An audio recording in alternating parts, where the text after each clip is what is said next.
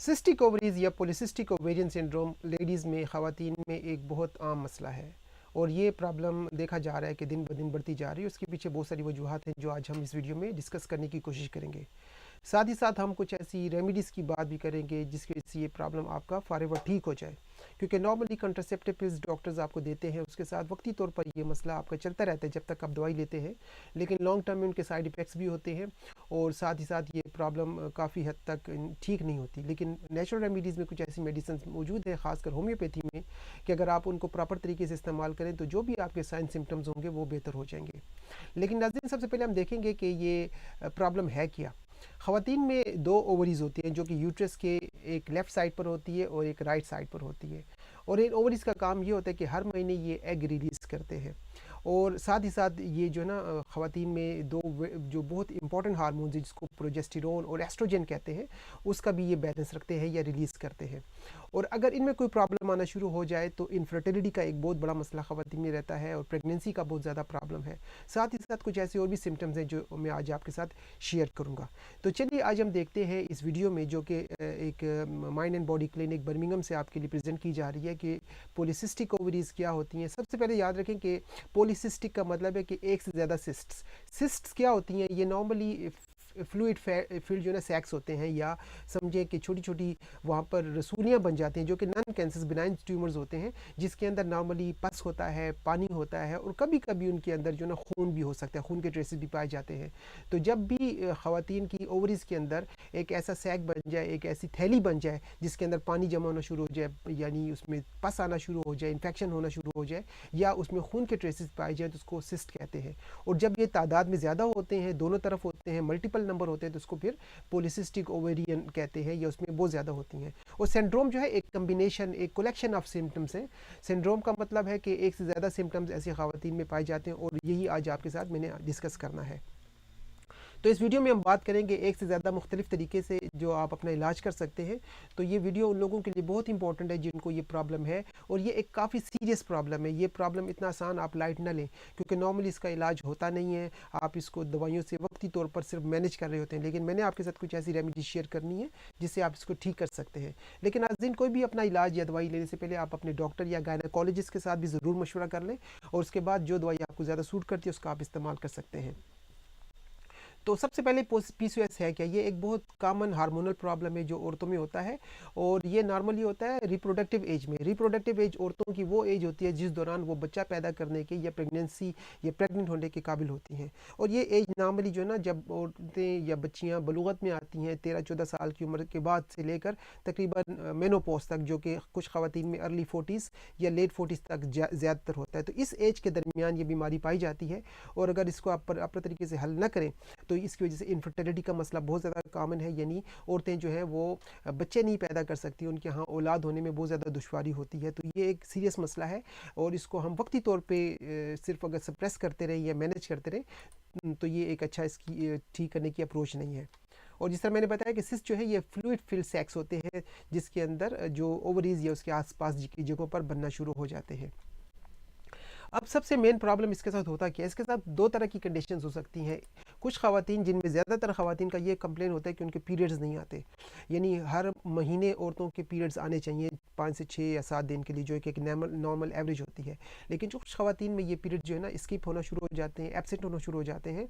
कभी कभी 1 महीने 2 महीने तक होते हैं। कुछ ख़वातीन जो हमारे पास आती हैं उनको 8 महीने से साल 2 साल तक बाज़ औक़ात पीरियड्स नहीं आते। तो ये एक बहुत ज़्यादा सीरियस मसला है कि अगर एक खातून है और उसको मेंस्ट्रुअल साइकिल नहीं आ रहे, तो ये तो एक जो है ना इसका साइड हो गया कि ख़वातीन को जो है ना उनके पीरियड्स नहीं आते या मिस होते हैं, स्किप होते हैं। लेकिन कुछ ख़वातीन जिनमें तकरीबन 20-30% रेशो वो उन ख़वातीन की है जिनके पीरियड्स महीने में 2-2 दफ़ा आएंगे, और अगर आएंगे भी तो फिर बहुत ज़्यादा चलते रहते हैं, प्रोलॉन्ग और हैवी ब्लीडिंग के साथ हो सकते हैं। तो इसमें दो तरह के एक्सट्रीम है, या तो स्किप पीरियड होते हैं या फिर आते हैं और वो बहुत ज़्यादा लगातार रहते हैं। तो इसलिए इनकी दवाइयाँ भी फिर बदल जाती है अकॉर्डिंग टू आपकी कंडीशन के। दवाइयाँ अगर आप लेंगे तो आपकी जो है ना बीमारी काफ़ी हद तक बेहतर होगी। साथ ही साथ ऐसी ख़वातीन को इनके पेल्विक के रीजन में, यानी लोअर एब्डोमिनल एरिया में बहुत ज़्यादा पेन होता है, ब्लोटिंग होती है, प्रेशर होता है, और हमेशा हैवीनेस होती है। साथ ही साथ इनका दिल ख़राब, उल्टी होने का प्रॉब्लम भी इनको हो सकता है। और सबसे बड़ा प्रॉब्लम जो इन बच्चियों या इन ख़वातीन के साथ है कि ये प्रेगनेंसी इनकी होने में बहुत दुश्वारी होती है, प्रेग्नेंट होना इनके लिए बहुत मुश्किल होता है। और अगर इनको प्रेगनेंसी ठहर भी जाए तो इनके अंदर एक टेंडेंसी होती है जिसको कहते हैं रिकरेंट मिसकैरेज, यानी एबॉर्शन या मिसकैरेज होने का जो प्रॉब्लम है वो बढ़ता रहता है। और साथ ही साथ ऐसी ख़वातीन को देखा गया कि इनका वज़न जो है बहुत ज़्यादा बढ़ना शुरू हो जाता है। अच्छा, कुछ ख़वातीन में ये बीमारी ज़्यादा वज़न की वजह से आती है। अगर एक लड़की ऑलरेडी ओबीस है, उसका वज़न ज़्यादा है, तो उसके अंदर पीसीओएस बीमारी के आने का जो है ना रिस्क बढ़ जाता है। और दूसरी तरफ ये है कि जिन बच्चियों को, जिन ख़वातीन को पीसीओएस की बीमारी है, उनके अंदर जो है मोटापा आना शुरू हो सकता है। तो ये वाइस वर्सा है, दोनों कंडीशंस में ये पॉसिबिलिटी है वेट गेन होना। साथ ही साथ ऐसी बच्चियां या ऐसी ख़वातीन आपने देखा होगा कि उनके चेहरे के ऊपर ख़ासकर उनकी चिन पे, उनके चीक्स पे, उनके माथे पे, उनके चेस्ट के एरिया में बहुत ज़्यादा बाल जो है ना आना शुरू हो जाते हैं, जिसको हर्सुटिज़म कहते हैं, अनवांटेड बाल आना शुरू हो जाते हैं। इसके अलावा उनका जो है ना मेल पैटर्न बॉल्डनेस, यानी उनके बाल, सर के जो बाल उसकी हम बात करें, वो थिन होना शुरू हो जाते हैं। और ऐसे लोगों की स्किन जो है वो ऑयली या एक्नी प्रोन स्किन, यानी इनकी स्किन के ऊपर एक्नी दाने या पिंपल्स भी आना शुरू हो जाते हैं। इनकी स्किन का कलर चेंज होना शुरू हो जाता है, खासकर इनके अंदर ब्राउन स्पॉट्स या ब्लैक पैचेस बनना शुरू हो जाते हैं, खासकर जहाँ पर स्किन इनकी फोल्ड होती है। तो फोल्डिंग एरियाज़ में इनको देखा गया है कि ब्लैक पैचेस या ब्राउन पैचेस बनना शुरू हो जाते हैं। इनके अलावा इनके जिस्म के ऊपर मुख्तलिफ़ किस्म के टैग्स बनना शुरू हो जाते हैं, छोटे छोटे मोटे जो दाने बनना शुरू हो जाते हैं कॉन्स वगैरह की सूरत में नेक और आर्म पिट के अंदर। और एक और बहुत सीवियर किस्म की कंडीशन, पेनफुल कंडीशन होती है, इसको हेराडेंटिटिस सुपरवेटिव कहते हैं, कि उसके अंदर उनकी स्किन जो है ना बहुत ज़्यादा ख़राब होती है और वो इंतहाई पस बन जाता है, उसके अंदर ब्लीडिंग भी हो जाती है। तो सीवियर किस्म की स्किन कंडीशंस भी इनके अंदर बनना शुरू हो जाती हैं। जहाँ तक इनके ब्रेस्ट हेल्थ की बात है, तो या तो इनके ब्रेस्ट के साइज़ बहुत छोटे रह जाते हैं या फिर बहुत ज़्यादा एक्स्ट्रा लार्ज होते हैं, और नॉर्मली इनको बहुत ज़्यादा वहाँ पर पेन और टेंडरनेस भी होती है। अब इस कंडीशन की वजह से इनके अंदर और बहुत सारे सिम्टम आना शुरू हो जाते हैं। ये बच्चियाँ अक्सर स्ट्रेस का शिकार हो जाती हैं, डिप्रेशन में चली जाती हैं और बहुत ज़्यादा एंक्शियस होती हैं अपनी सेहत को लेकर, एंजाइटी इनको बहुत ज़्यादा होती है। ऐसे जो लोग हैं उनको मूड स्विंग्स का मसला, बेचैनी का मसला, सर दर्द होता है। और ऐसे लड़कियाँ जिनको ये बीमारी होती है, एक तो इस बीमारी की वजह से, दूसरा उनका शादी के बारे में इंटरेस्ट ख़त्म हो जाता है, उनकी डिज़ायर ख़त्म हो जाती है, वो शादी ही नहीं करना चाहते, शादी से भागते हैं। एक तो उनकी प्रॉब्लम होती है कि उनको अपनी लुक के हवाले से प्रॉब्लम होती है, उनका वज़न बढ़ा होता है, उनके बालों का मसला बन जाता है, एक्नी का होता है। तो इस लो कॉन्फिडेंस की वजह से वो शादी नहीं करना चाहते और उनके अंदर जो सेक्स की डिज़ायर है या लिबिडो का मसला है वो भी बहुत ज़्यादा प्रॉब्लम करता है, और पेरेंट्स बहुत ज़्यादा इस हवाले से कंसर्न होते हैं। अब इसके पीछे हम देखेंगे कि कॉजेज़ क्या हैं, क्योंकि अगर आप कॉज को आइडेंटिफाई करके उसको रिमूव करेंगे तो आप बीमारियों को काफ़ी हद तक बेहतर कर सकते हैं। तो ज़्यादातर रिसर्चर्स अभी तक नहीं जानते कि इसके पीछे एग्जैक्ट क्या कॉज क्या है, वजह क्या है।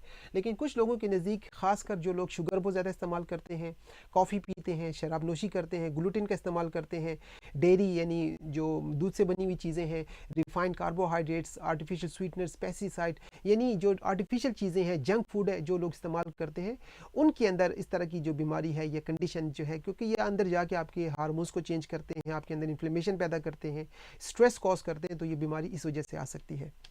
और दूसरी इसकी सबसे बड़ी वजह मैंने बताया हार्मोन्स का प्रॉब्लम है। खासकर आपके इन्वायरमेंट में अगर कोई केमिकल्स का आपके साथ का डायरेक्ट कंटेक्ट एक्सपोजर है इन्वायरमेंटल फैक्टर में, तो वो भी प्रॉब्लम कर सकती है। कुछ कंडीशन में ये बीमारी फैमिलीज़ में रन करती है।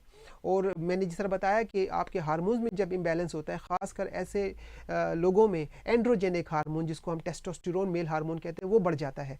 तो आपने देखा होगा कि मर्दों को दाढ़ी के बाल आना या एक्स्ट्रा बाल आना, ये मर्दों की एक निशानी है, लेकिन इन औरतों में आना शुरू हो जाती है। इसका मतलब है कि ये जो मर्दों का एक हार्मोन है टेस्टोस्टेरोन या एंड्रोजन, ये औरतों में ज़्यादा हो गया, उसका लेवल बढ़ गया है। और जो प्रोजेस्टेरोन है, ये एस्ट्रोजन है, उसके लेवल्स कम हो गए। तो जब आपके अंदर मेल हार्मोन आना शुरू हो जाएंगे तो मेल ही की तरह आपकी जो है ना प्रेजेंटेशन होना शुरू हो जाएगी। और मेल में आपने देखा उनकी आवाज़ का मसला भी बाज़ औक़ात बन जाता है, हॉर्सनेस आ जाती है, उनका चेस्ट जो है वो बिल्कुल बाज़ औक़ात फ्लैट हो जाते हैं, सब मर्दों के होते हैं। तो ये बहुत सारी चीज़ें हैं जो आप इसके साथ कंपेयर कर सकते हैं जब आपके अंदर मेल हार्मोन्स बढ़ना शुरू हो जाते हैं। और साथ ही साथ इसकी एक और वजह जो है वो स्ट्रेस है। अगर आप बहुत ज़्यादा स्ट्रेस लेती हैं तो स्ट्रेस की वजह से आपके अंदर इन्फ्लेमेशन होगी और आपका कॉर्टिसोल लेवल बढ़ेगा और आपके हार्मोन्स डिस्टर्ब होंगे और पीसीओएस की बीमारी हो सकती है। एक और बहुत बड़ा प्रॉब्लम है हाइपोथायराइडिज्म, जिसको अंडर एक्टिव थायराइड कहते हैं। और अगर आप पहले से मोटे हैं, आपका वज़न ज़्यादा है, तो आपके अंदर ये बीमारी बढ़ने का ख़तरा बढ़ जाता है। अब ये बीमारी अगर आप ट्रीट नहीं करते तो फ्यूचर में क्या हो सकता है। देखिए, जो लोग पीसीओएस को ऑन टाइम ट्रीट नहीं करते या गलत तरीके से इसका इलाज करते हैं, आगे चलकर उनके अंदर कुछ बीमारियां आने के चांसेस बढ़ जाते हैं। ख़ासकर उनके अंदर टाइप 2 डायबिटीज़ का आना बढ़ जाता है, उनको दिल की बीमारियां, ब्लड प्रेशर का मसला, हाई कोलेस्ट्रॉल का मसला और ब्रेस्ट कैंसर जैसी जो बीमारियां हैं, इनका ख़तरा बढ़ जाता है। और एक और जो बड़ा प्रॉब्लम, वो तो जो मैंने बताया वो ऑलरेडी है, कि इनके अंदर प्रेगनेंसी के ठहरने का या हमल के होने का, इनफर्टिलिटी का मसला बहुत ज़्यादा बढ़ जाता है। तो अगर आप इस बीमारी को अनट्रीट करते हैं या गलत तरीके से इसका इलाज करते हैं, तो ये कॉम्प्लिकेशंस आपके साथ हो सकती हैं। अब इसका करना क्या है, इसका सोल्यूशन की तरफ हम चलते हैं, क्योंकि मैं आपके साथ कुछ ऐसी होलिस्टिक रेमेडीज़ शेयर करूंगा जो आप अपनी मेन स्ट्रीम, जो डॉक्टर्स अगर आपको दवाइयाँ देते हैं उनके साथ भी ले सकते हैं। अगर आप होलिस्टिक रेमेडीज़ को अपनी डॉक्टर की दवाई के साथ लेंगे, तो आपके जो डॉक्टर के दवाई के फ़ायदे हैं वो ज़्यादा बेहतर हो जाएंगे, और बाज़ वक़्त उनके साइड इफ़ेक्ट्स भी कम होना शुरू हो जाते हैं। तो आपके साथ कुछ मैं नेचुरल रेमेडीज़ अब शेयर करूँगा, और आप इनको नोट करें, और जो चीज़ भी आपको सूट करती है, जिस मुल्क में भी आप रहते हैं, आप इसको इस्तेमाल करें, और आप इस बीमारी से फॉरएवर छुटकारा हासिल कर सकते हैं। तो कुछ तो आपने अपने डेली सप्लीमेंट्स को आपने इंक्लूड करना है, जो पीसीएस में बहुत ज़्यादा सपोर्ट करते हैं। पहला जो सप्लीमेंट है उसका नाम है ओमेगा 3 फैटी एसिड। ये आपके वज़न को कम करने में, आपके 2 पीरियड्स के दरमियान जो टाइम है उसके टाइम को कम करने में इस्तेमाल हो सकता है। यानी अगर आपका पीरियड जो है 3-3 महीने के बाद आ रहा है, गैप बहुत ज़्यादा है, तो उस टाइम इंटरवल को कम करने के लिए आप ओमेगा 3 का इस्तेमाल करें, ये आपको उसमें फ़ायदा देगा। साथ ही साथ अगर आपका वज़न बढ़ा हुआ है तो उसमें भी ये फ़ायदा देगा। साथ ही आपके जिस्म के अंदर फालतू जो इन्फ्लेमेशन होती है उसको भी कम करता है। विटामिन डी और कैल्शियम, ये जो है ना, अगर इस वजह से आपकी बोन्स का प्रॉब्लम बना है तो उसको स्ट्रॉन्ग करेंगे। क्रोमियम जो है ये आपकी इंसुलिन सेंसिटिविटी को बेहतर करेगा। लेकिन जो लोग शुगर के मरीज़ होते हैं उनके अंदर इंसुलिन रेजिस्टेंस या इंसुलिन सेंसिटिविटी का मसला आ जाता है, और अगर आप क्रोमियम का सप्लीमेंट लेते हैं तो उसके साथ वो बैलेंस हो जाता है। अगर आप 3 महीने तक क्रोमियम का इस्तेमाल करें तो ये आपके शुगर के लेवल को काफ़ी हद तक न्यूट्रलाइज करने की जो है ना काबिलियत रखता है। तो ऐसे पीसीओएस के मरीज़ों में भी इंसुलिन रेजिस्टेंस की वजह से वज़न बढ़ना शुरू हो जाता है, और उनको आगे चल के टाइप 1 टाइप 2 डायबिटीज़ होने का ख़तरा बढ़ जाता है। एक और जो सप्लीमेंट, उसका नाम है एनोसिटोल, और इसके इस्तेमाल से भी इंसुलिन रेजिस्टेंस बढ़ती है, आपके मेल हार्मोन्स कम होते हैं, और इसके साथ साथ आपकी जो फर्टिलिटी का मसला है उसमें काफ़ी हेल्प मिलती है। सो एनोसिटोल का आप इस्तेमाल करें, ये भी काफ़ी आपको हेल्प करेगी। बी विटामिन आप ज़रूर लें, खासकर B2, B3, B5, B6, और इससे भी आपका जो हार्मोनल सिस्टम है, एंड्रोजन लेवल, वो उसके साथ बेहतर होते हैं, और हार्मोनल सिस्टम आपका बेहतर हो सकता है। साथ ही साथ आप एडिशनल बेनिफिट के लिए मैग्नीशियम, बारबेरिन और जिंक का भी इस्तेमाल कर सकते हैं। तो ये कुछ सप्लीमेंट्स थे, आप अपने डॉक्टर से मशवरा करें, और जो सप्लीमेंट आपके अंदर कम है या जिसका सिम्टम आपकी कंडीशन के साथ मिल रहा है वो आप ज़रूर इस्तेमाल करें। 2-3 महीने इस्तेमाल करें तो आप देखेंगे कि आपके अंदर एवोल्यूशन का मतलब मसला बेहतर हो गया है, मेंसेस रेगुलर होना शुरू हो गए हैं, आपके अंदर फर्टिलिटी के चांसेस इनके इस्तेमाल से बढ़ सकते हैं। अब कुछ हर्बल सप्लीमेंट्स की बात करते हैं। सिनेमन यानी दालचीनी का आप इस्तेमाल करें, इसका भी इंसुलिन रेजिस्टेंस पे, ब्लड फैट को कम करने में और ब्लड ग्लूकोज लेवल को, साथ ही साथ कोलेस्ट्रॉल के लेवल को कम करने में बहुत ज़्यादा फ़ायदा मिलता है। तो इसके सप्लीमेंट, इसका कहवा या टी आप बनाकर इस्तेमाल करें। एक और प्लांट जिसको हम अश्वगंधा कहते हैं, ये भी मेंस्ट्रुअल पीरियड्स को बेहतर करता है, फर्टिलिटी बढ़ाता है, डिप्रेशन को कम करता है, स्ट्रेस को बेहतर करता है, और वेट मैनेजमेंट में भी आपकी हेल्प करता है। तो नाज़रीन, आप इस वीडियो को रोक कर तस्वीर को सेव कर सकते हैं, और फिर देखें कि आपके अंदर कौन सी कंडीशन है। अगर आप पीसीओएस की वजह से आप में इंसुलिन का मसला है तो उसके हिसाब से आप दवाई ले लें। अगर आप समझते हैं आपका वेट बढ़ा हुआ है तो उसके बाद से जो दवाई आपको या हर्ब सूट करती है वो आप इस्तेमाल कर सकते हैं। तो आपने हर्ब इस्तेमाल नहीं करनी, आपने वो वाली हर्ब लेनी है, और इसी को हम कहते हैं होलिस्टिक अप्रोच। कि जब हमारे पास मरीज़ आता है तो हम देखते हैं कि उसकी बीमारी है क्या, उसके पीछे वजूहात क्या हैं, और उस बीमारी की वजह से उसके जिस्म पर क्या असरात होना शुरू हो गए, उनको क्या सिम्टम्स आना शुरू हो गए, और अगर हम सिम्टम के हिसाब से दवाई देते हैं तो वो बीमारी काफ़ी बेहतर होती है। होता यह है कि हम मिसाल के तौर पर किसी को पीसीओएस है, वो अश्वगंधा ले लें, लेकिन अश्वगंधा की उसके अंदर अलामतें ही नहीं है, निशानियाँ नहीं है, तो उसको फ़ायदा नहीं होगा। तो आपने देखना है कि आपको ज़्यादा कौन सी हर्ब या कौन सी रेमेडी सूट करती है। एक और हर्ब जिसको सौ पलमेटो कहते हैं, ये भी हार्मोन बैलेंसर के तौर पर इस्तेमाल करते हैं। खासकर जिन लोगों में एक्नी का मसला होता है, फेशियल हेयर बढ़ जाते हैं और सर के बाल गिरते हैं, उनके लिए सौ पलमेटो बहुत ज़्यादा यूज़फुल होती है।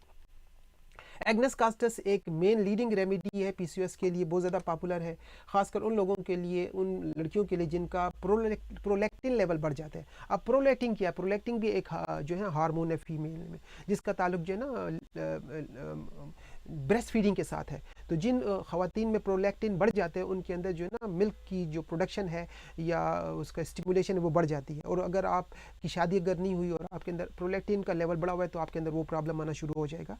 तो अगर आप एग्नस कास्टस लेंगे तो उसका लेवल कम हो सकता है। साथ ही साथ ये आपके प्रोजेस्टेरोन के लेवल को बैलेंस करती है, और एस्ट्रोजन की डोमिनेंस अगर किसी में हो तो उसको भी ये बैलेंस करती है। साथ ही साथ एग्नेस कास्टर्स ये लिबिडो के लिए भी बहुत अच्छी रेमेडी है। एक और जो जड़ी बूटी हम इस्तेमाल करते हैं उसका नाम है होली बेसल, या जिसको तुलसी कहते हैं, और ये भी हार्मोन्स को बैलेंस करने के लिए, ब्लड शुगर को कंट्रोल करने के लिए, कोलेस्ट्रॉल, एंजाइटी और इन्फ्लेमेशन को कंट्रोल करने के लिए आप इसका कहवा या इसके पत्ते इस्तेमाल कर सकते हैं।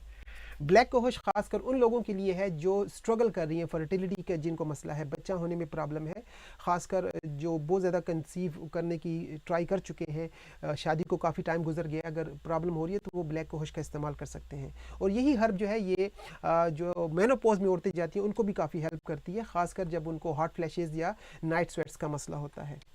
एक और प्लांट जिसको हम इवनिंग प्राइमरोस ऑयल कहते हैं, ये भी ब्लोटिंग में, बेचैनी में, ब्रेस्ट के पेन में और टेस्टोस्टेरोन के लेवल को कम करने के लिए इस्तेमाल की जा सकती है। तो देखिए हर जड़ी बूटी का अपना फ़ायदा है, और जो जड़ी बूटी आपके सिम्टम के साथ मैच करती है उसका आप इस्तेमाल करें।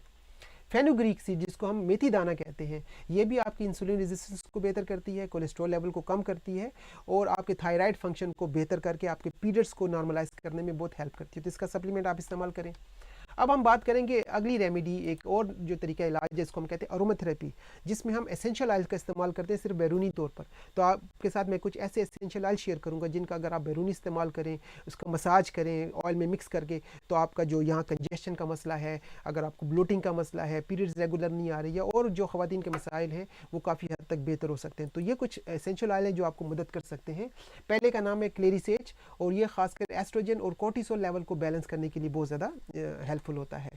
इसके अलावा पीएमएस, प्री मेंस्ट्रुअल सिंड्रोम, यानी जिन लड़कियों को मेंसेस आने से पहले सिम्टम्स आना शुरू हो जाते हैं, परेशानी, गुस्सा होना, मूड स्विंग्स, ब्रेस्ट पेन और मुख्तलिफ़ किस्म की जो कंडीशंस होती हैं उसमें ये काफ़ी हेल्प करता है। और मेंस्ट्रुअल क्रैम्पिंग में भी हेल्प करता है, जिनको डिस्मिनोरिया का मसला हो, बहुत ज़्यादा पेनफुल पीरियड्स हो, तो वो भी क्लेरी सेज का इस्तेमाल कर सकते हैं।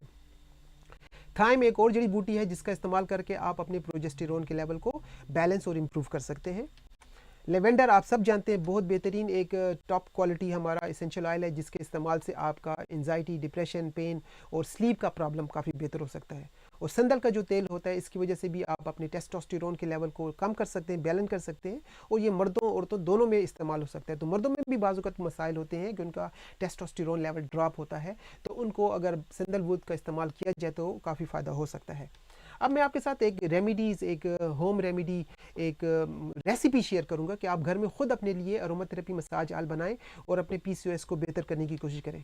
तो आपको चाहिए क्या, उसके लिए आप कैस्टर ऑयल लें 100 मिलीलीटर, और उसमें आप ऐड करें क्लेरी सेज, थाइम और सैंडलवुड के तकरीबन 8 ड्रॉप्स। इसको मिक्स करें, इसका ढक्कन लगाएं, एक डार्क बॉटल में रखें, और जब ज़रूरत पड़े इसका आप अपना लोअर एब्डोमिनल एरिया में कोशिश करें। आपने जो मसाज का तरीका है वो भी आप सीखें। आपको चाहिए लिम्फेटिक ड्रेनिंग मसाज, ताकि जो टॉक्सिन्स हैं वो आपके ग्रोइन की तरफ, यहाँ पर टू ड्रेन पॉइंट्स होते हैं वहाँ पर जाएं।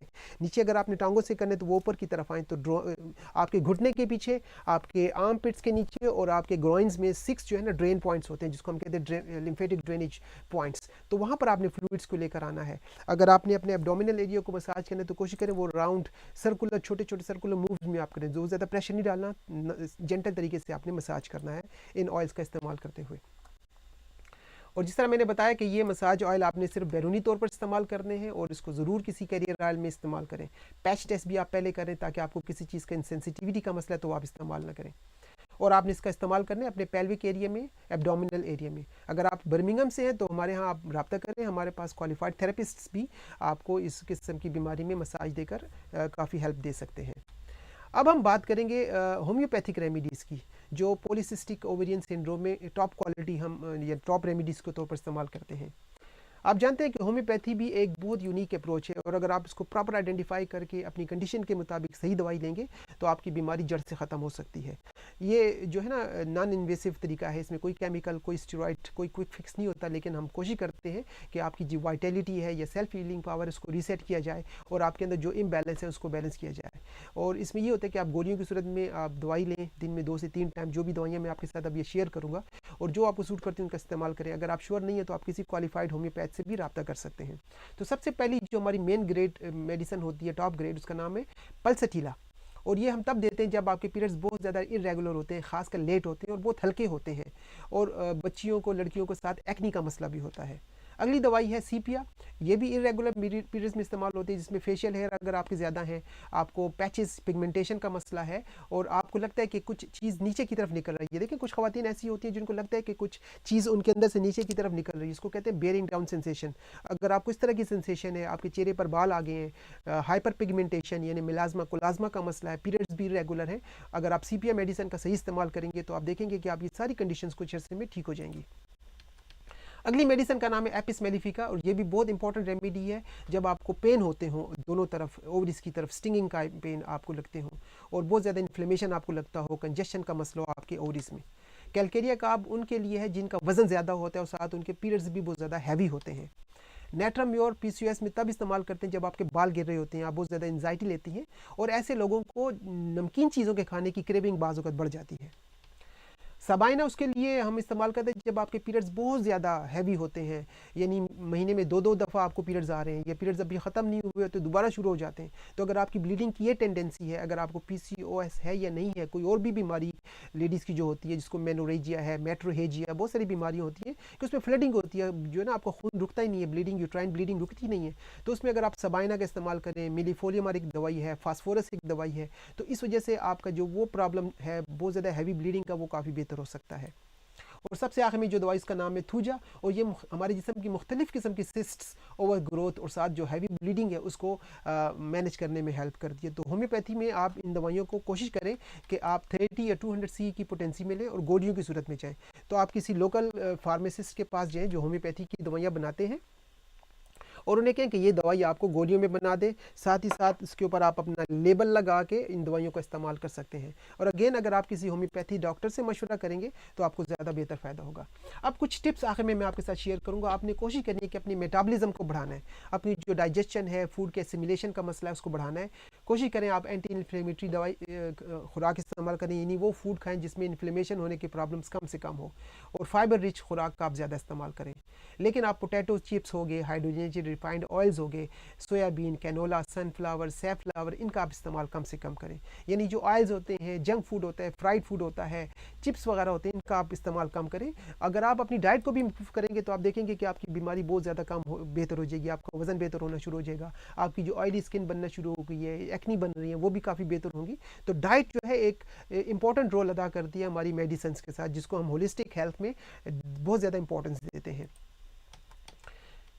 आप कोशिश करें कि अपने जिस्म को साफ रखें, टॉक्सिन्स अपने जिस्म से निकालें, केमिकल्स का इस्तेमाल कम से कम करें, अगर है भी तो आप लिम्फेटिक ड्रेनेज के जरिए अपने आप को क्लेंस करें, डिटॉक्स करें, और अपना वजन कम करने की कोशिश करें अगर आपका वजन बढ़ा हुआ है। अगर आपका वजन 10% भी कम हो गया तो आपके पीरियड्स काफ़ी हद तक नॉर्मल होना शुरू हो जाएंगे और आपके जो मेल हार्मोन्स है वो भी ठीक होना शुरू हो जाएंगे। तो अगर आपका वजन बढ़ा हुआ है तो वजन कम करना बहुत ज़्यादा इंपॉर्टेंट है। अगर आप सिगरेट पीते हैं, शराब पीते हैं, तो इसका इस्तेमाल आप फ़ौरन बंद करें, ये भी आपके जिस्म को बहुत ज़्यादा नुकसान देता है। और सबसे आखिर में आपने अपने स्ट्रेस लेवल को बेहतर करना है।